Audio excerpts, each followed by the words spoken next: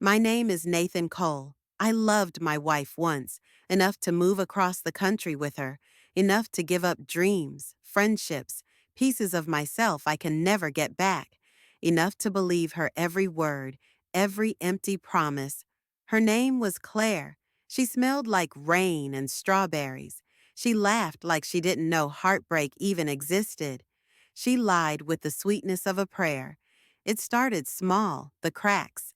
A late meeting here, a business trip there, a phone she clutched a little too tightly when she thought I wasn't looking. The night I found out was the night I became someone else. I wasn't even looking. I picked up her phone by accident, thinking it was mine.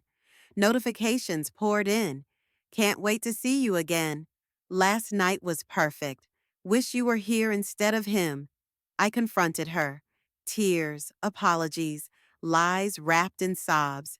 She swore it was over. She swore she loved me. I believed her for exactly 17 days. On the 18th, she went to visit her mother. Her mother called me that evening to ask why Claire hadn't come by. That was the night I decided to stop being the victim. First, I followed her, tracked her phone, watched her from across busy streets, from crowded hotel lobbies. She looked happy, lighter, like the weight of me had been a cage.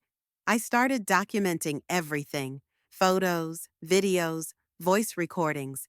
I built a file thick enough to bury her in court, to tear her apart in front of every friend and family member she had. But I wasn't interested in divorce. I wanted her to know she was trapped. I started leaving notes in her purse, her car, her desk at work. Nothing direct, just words like liar, whore, lost. I changed little things in the house, moved her keys, replaced her shampoo with motor oil, left her favorite wine out with the cork missing so it tasted sour. She started unraveling. Paranoia bloomed like a disease. She checked locks twice, 3 times. She barely slept.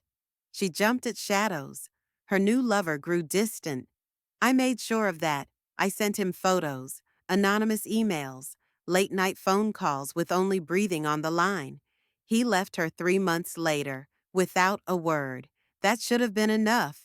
It wasn't, because by then, the rage wasn't about her anymore. It was about me, the man I became, the monster I fed every night in the dark corners of my mind. I stopped leaving notes.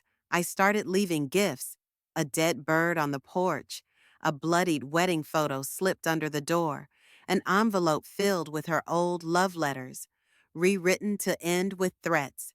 She stopped going to work. She stopped calling friends. She stayed inside with all the lights on, waiting for the world to come crashing down. It did. The final act was simple. I staged a break-in, shattered a window, took nothing, just left one message spray-painted across the living room wall. She ran, not just from the house, from the city, from everything. Last I heard, Claire was living 2 states away, under a new name, working as a waitress in a diner no one visits twice. She thinks she escaped me. But sometimes, when she closes up alone at night, when the shadows stretch long and the floorboards creak, she swears she hears a voice, whispering from somewhere just beyond the light, "I'm still here." And she is right, because you can run from the past, but not from yourself, not from your dead reflections.